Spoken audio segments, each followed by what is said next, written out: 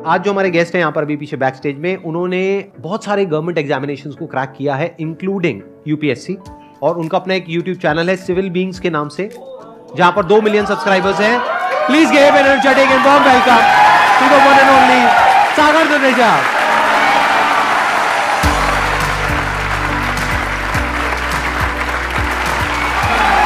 Sir क्या हाल?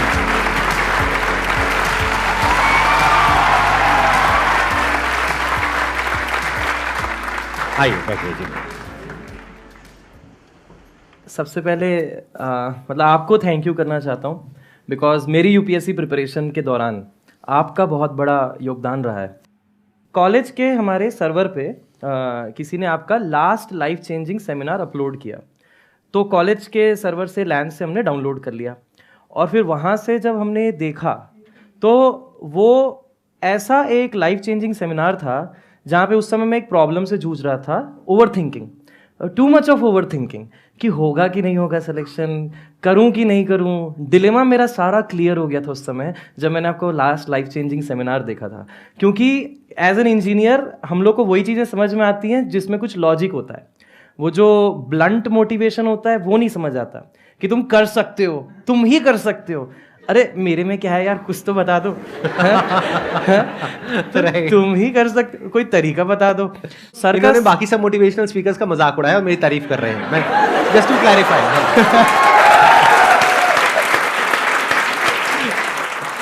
वो जो वीडियो है 2 घंटे 11 मिनट 28 सेकंड की, जिसमें 1 घंटे 12 मिनट 13 सेकंड पे ओवर थिंकिंग के बारे में बताना सर शुरू करते हैं, तो वो वाला पोर्शन तकरीबन मैंने 100 बार देखा होगा, ताकि ये इनकी बातें दिमाग में घुस जाएं कि ओवर थिंकिंग नहीं करनी है, रिजल्ट के बारे में नहीं सोचना है, बस तैयारी करनी है, मेहनत करनी है और 100% देना है। तो वो पोर्शन जो है मैंने बहुत बार देखा कि नो ओवर थिंकिंग। मेरी एक ही यही दिक्कत रही थी, और वो दिक्कत जो है आपने सॉल्व की थी। अरे वाह, क्या बात है जी।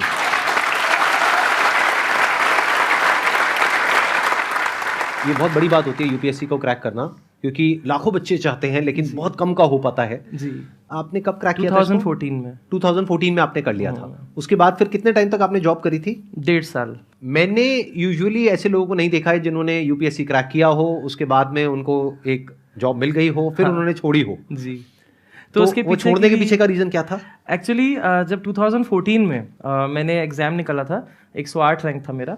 उसके बाद सर होता ये है कि आपकी ज्वाइनिंग तक के बहुत लंबा समय रहता है। आजकल नहीं रहा है, आजकल थोड़ा सा फास्ट फॉरवर्ड हो गया है। पहले 1 साल का टाइम रहता था आपकी ज्वाइनिंग तक के, तो वो 1 साल में कुछ ना कुछ तो करना है। तो उस 1 साल में मैंने पढ़ाना स्टार्ट किया, तो इंजीनियर्स को पढ़ाया और तरह तरह के सिविल इंजीनियरिंग के सब्जेक्ट्स पढ़ाए, तो उसमें मेरा इंटरेस्ट आ गया। तो हुआ यूँ कि जब 1.5 साल फिर जब जॉब किया, तो मैं ना मिस कर रहा था किसी चीज़ को, और कहीं ना कहीं लग रहा था कि कुछ ना कुछ मिसिंग है। और फिर मैंने ये सोचा कि वाई नॉट वही चीज़ की जाए जिसमें मेरे को मज़ा आ रहा है। तो फिर मैंने जॉब पूरी तरीके से छोड़ करके पूरा समय, पूरा डेडिकेशन टीचिंग को ही दिया। और टीचिंग का आपने किस तरीके से किया? मतलब अपना इंस्टीट्यूट ओपन किया या ऑफलाइन पढ़ाया, ऑनलाइन पढ़ाया, कैसे करा आपने? नहीं, मैंने ज्वाइन किया एक इंस्टीट्यूट। अच्छा। और हमारे जो सर हैं तो उन्होंने भी बहुत सपोर्ट किया। उन्होंने कहा कि आप अपनी टर्म्स पे काम करना।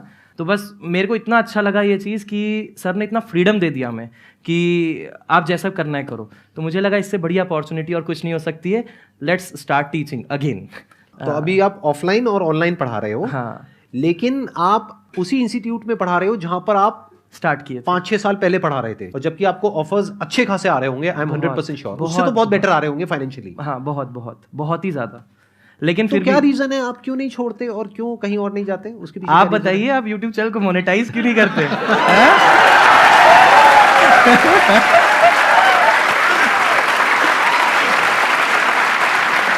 नहले पे धैला। कुछ चीजें होती है ना जो एथिक्स और मॉरल से एसोसिएट हो जाती हैं, और एक लिमिट के बियॉन्ड ना फिर वो एथिक्स मॉरल्स फिर रखना अपने अंदर वो ज्यादा वैल्यू करता है रादर देन स्विच करना। उसके अलावा आपने और भी कई सारी गवर्नमेंट की जो एंट्रेंस एग्जामिनेशंस होते हैं उसको क्रैक किया है। बहुत सारे, यूपीएससी के अलावा सारे जितने दिए, सब जितने भी हैं सब क्रैक किए हैं। मतलब जितने मैंने दिए हाँ, सभी क्लियर किए।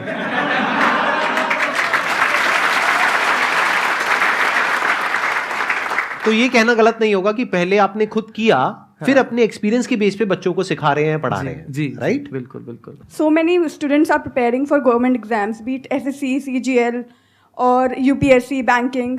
तो ऐसी क्या चीज़ है जो हमें बाकी स्टूडेंट से मतलब थोड़ा डिफरेंट बना सकते हैं कि हम क्लियर कर पाएँ? मैं अपने स्टूडेंट्स को भी हमेशा यही चीज़ बोलता हूँ कि सबसे इम्पॉर्टेंट है सर कि एग्ज़ाम की नीड को समझना, कि हम किस एग्ज़ाम को क्रैक कर रहे हैं। आजकल क्या होता है कि सिलेबस, जैसे क्या होता है, बहुत सारे कोचिंग्स, बहुत सारे ऑनलाइन ऑफलाइन इंस्टीट्यूट्स इतने हो गए हैं कि आपको क्या करते हैं कि थोड़ा थोड़ा एक्स्ट्रा पढ़ा देते हैं। जैसे कि इन्होंने मान लीजिए ये टॉपिक छोड़ दिया था, वो दूसरे टीचर ने एक दूसरा टॉपिक पढ़ा दिया, तो स्टूडेंट को लगता है कि अरे ये तो एक्स्ट्रा पढ़ा रहे हैं। लेकिन आजकल क्या हो रहा है कि इस तरीके से क्या हो रहा है, एग्जाम क्लियर नहीं हो पा रहे हैं because there is information overdose. आपको एग्जाम की नीड को समझ के पिन पॉइंटेड स्टडी करनी है जो काम की। बिकॉज मैं आपको एक चीज बताता हूं कि एक एक व्यक्ति को एक एक सब्जेक्ट के एक एक टॉपिक में पीएचडी करने में 7 साल लग जाते हैं। जैसे हम लोग जब आईआईटी बॉम्बे में थे तो वहां पे हमारी एक सीनियर थी जो पीएचडी कर रही थी। वो पीएचडी अपनी कंप्लीट की है 8 ईयर्स में। उनका शादी हो गया, बेबी हो गया, सब हो गया, पीएचडी उसके बाद हुई कंप्लीट, वो भी एक टॉपिक में।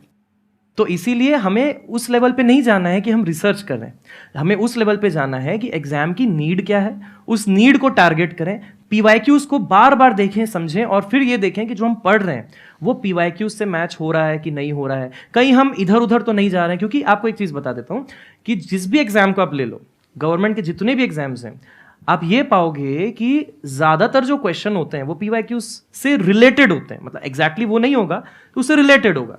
तो अगर आप जितना स्टडी अच्छे से पीवाईक्यूज को करोगे, उतना बेहतर तरीके से आप अपने प्रिपरेशन को चैनलाइज कर पाओगे। अदरवाइज दिक्कत ये हो जाएगी कि इधर उधर की चीजें जब करने में जाते हैं तो टाइम वेस्ट भी होता है, और उसका रिसोर्स मटेरियल फिर खोजेंगे, फिर उसमें फिर टेस्ट वेस्ट देंगे, तो वो सब क्या करेगा, वो रैंक नहीं जनरेट कर पाएगा, वो वेस्टेज ऑफ टाइम है। ठीक है, तो ये बहुत इंपॉर्टेंट है, study the syllabus, study the PYQs before actually studying the subject.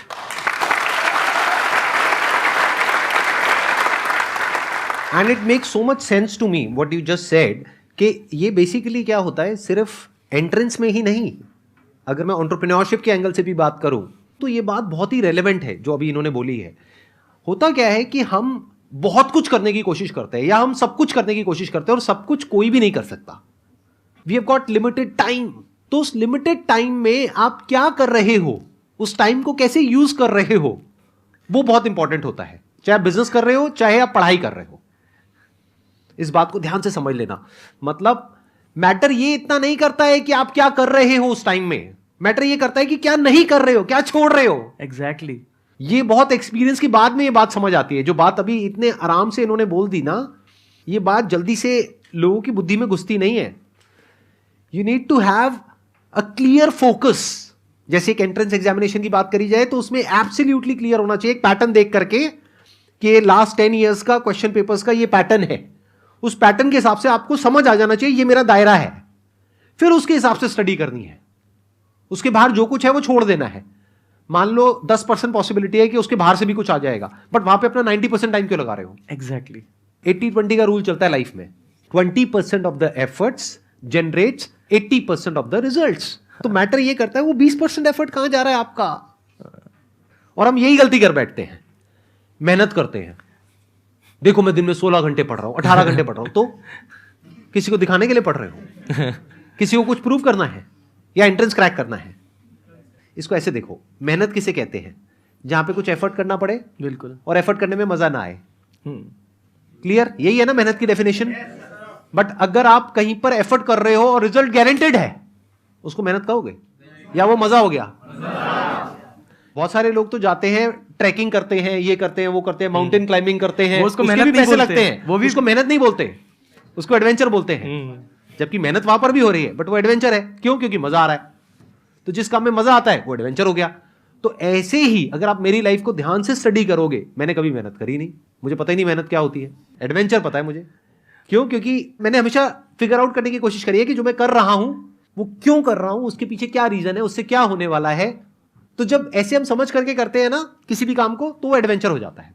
तो ये एडवेंचर में और मेहनत में अच्छे से हमको फर्क पता होना चाहिए। तो your this journey to crack an entrance exam, जो अभी आपने बात करी थी, that could be adventurous, that could be fun, क्योंकि जो 99% लोग नहीं कर पा रहे, आप वो कर पा रहे हो, और अगर आपको क्लियर समझ आ रही है ये बात, तो आपकी करने की पॉसिबिलिटी बहुत बढ़ चुकी है।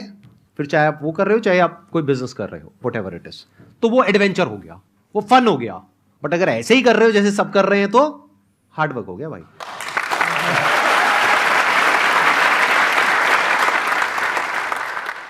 सर माय क्वेश्चन इज कि जब हम कुछ भी एक टॉपिक पढ़ते हैं या एक सब्जेक्ट पढ़ते हैं, वो टाइम इतना कंज्यूम हो जाता है वहाँ पे कि हम अदर सब्जेक्ट्स को टाइम नहीं दे पाते हैं। और एट द एंड जब हम रात को एनालिसिस करते हैं कि हमने होल डे में क्या किया है और कहाँ पे हम लैग कर रहे हैं, तो फिर हमें गिल्टी भी फील होता है, रिग्रेट भी हो रहा होता है। इस चीज़ को, इस प्रॉब्लम को हम कैसे ओवरकम कर सकते हैं? ये एग्जैक्ट सेम प्रॉब्लम मेरे प्रिपरेशन के दौरान भी मुझे हुई। तो मैंने अपने आप से कुछ सवाल पूछे। मैं आपसे भी वही चीज़ पूछता हूँ, यस सर। ये टाइम टेबल बनाया किसने? काइंड ऑफ लाइक हम नहीं, खुद ही किसने डिसाइड बनाया? करते खुद ही हैं। डिसाइड Yes, किया। टारगेट पूरा कौन नहीं कर पाया? हम खुद ही नहीं कर पाए। किसको दोष दिए? अपने आप को। अपने आप को। Yes. तो अगले दिन टाइम टेबल को मॉडिफाई भी तो करना पड़ेगा। कोई चीज जब पहली बार एक्सप्लोर की जा रही है, how can you exactly know कि आप कितने टाइम में उस चीज को खत्म कर पाएंगे? तो एक तरीके से आप ऐसी चीज के लिए खुद को दोष दे रहे हो जो आपकी गलती की वजह से नहीं हुई है। बिल्कुल ठीक बात है। तो ऐसे चीज के लिए दोष खुद को देना ही क्यों है? जब मेरे साथ ऐसा कई बार हुआ होगा, तकरीबन 50 बार हुआ होगा, तो मैंने ये चीज रियलाइज की सोच के बैठ के कि मैं किस चीज के लिए खुद को दोष दे रहा हूं। यार ऐसी चीज के लिए जिसको मैं जानता नहीं हूं, उसको मैं फर्स्ट टाइम जानने की कोशिश कर रहा हूं, मुझे क्या मालूम कि कितना समय लगने वाला है। तो अब टाइम लग गया तो लग गया, गिल्टी फील करने वाली क्या बात है? एटलीस्ट टॉपिक तो समझ में आया, कोई बात नहीं। अगले दिन थोड़ा मैं सोच समझ के और सही तरीके से कोशिश करूंगा, इटरेट करके, कि अब मैं थोड़ा और करेक्ट टाइम दूं। ये इटरेटिव प्रोसेस है। जैसे जैसे आप करते जाओगे ये इटरेशन सही बैठता जाएगा, उसमें भी मार्जिन ऑफ एरर है। लेकिन जैसे जैसे आप पढ़ाई को आगे बढ़ाओगे, आपको रियलाइज होना शुरू हो जाएगा कि इस टॉपिक को करने में लगभग इतना समय लग सकता है। इट्स ऑल इटरेशन, क्योंकि जो भी चीज फर्स्ट टाइम की जा रही होती है वो इटरेशन होती है, और उसमें खुद को गिल्टी करके वहां पे काम को रोकने कोई मतलब नहीं है। समझे बात? एक्सीलेंट पॉइंट जी, बहुत बढ़िया पॉइंट।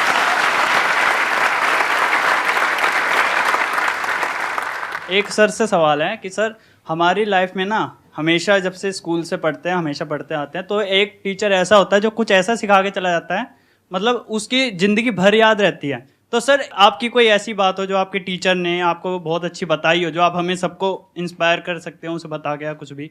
ये है हमारे NIT रायपुर के प्रोफेसर हैं, डॉक्टर समीर वाजपेयी।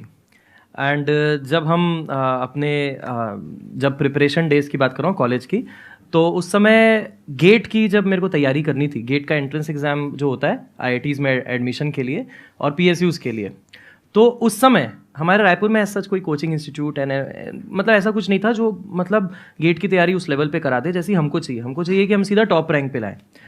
तो उस टाइम पे मैं सेल्फ स्टडी करता था, and he was the person जिनको मैं मतलब क्लियरली बता पाता था कि सर मैं गेट की तैयारी कर रहा हूँ।